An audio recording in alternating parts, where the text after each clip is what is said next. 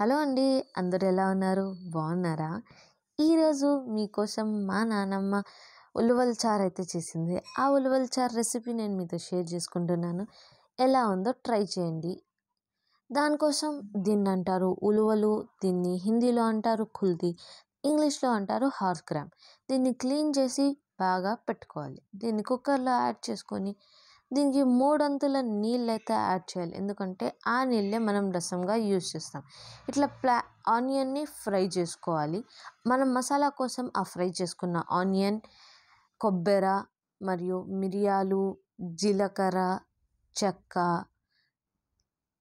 వెల్లుల్లి, ధనియాల పొడి, కారం, పసుపు, జీలకర్ర, మెంతుల పొడి ఇవన్నీ, దీంతో పాటు ఉలవలు, ఉడికించిన ఉలవలు కొన్ని, టమాటాలు ఇవన్నీ మిక్సీ పట్టి మసాలా చేసుకోవాలి.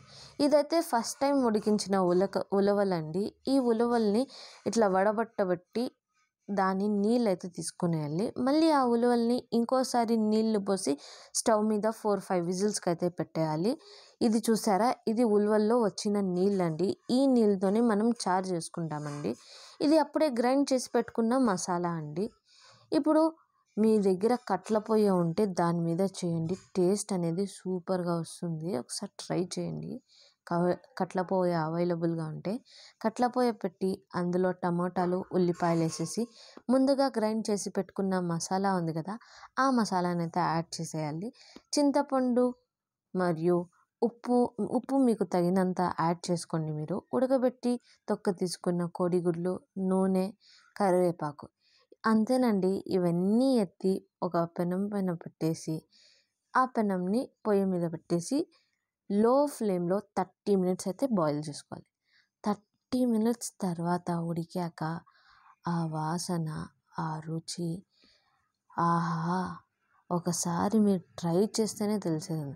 దాని తర్వాత ఒక పెనం పెట్టుకొని అందులో నూనె వేసి ఆవాలు, జీలకర్ర మరియు కరివేపాకు, ఎండుమిరపకాయ, ఉల్లిపాయ బాగా ఫ్రై చేసుకోవాలండి. అది గోల్డెన్ కలర్ వస్తుంది కదా, ఆ కలర్లో రావాలండి. మంచి గోల్డెన్ కలర్ వచ్చాక దాన్ని ఎత్తి మన ఉలవల చారులో అయితే వేసేయాలి. వేసి కలుపుకోవాలి. అంతేనండి, మన ఉలవల చారు రెడీ అయిపోయింది. ఒకవేళ మీరు ఈ వీడియో ట్రై చేయండి. ట్రై చేసి మా నాన్నమ్మ ఉలవల చారు ఎలా వచ్చిందనేదో మీరు నాకు చెప్పండి.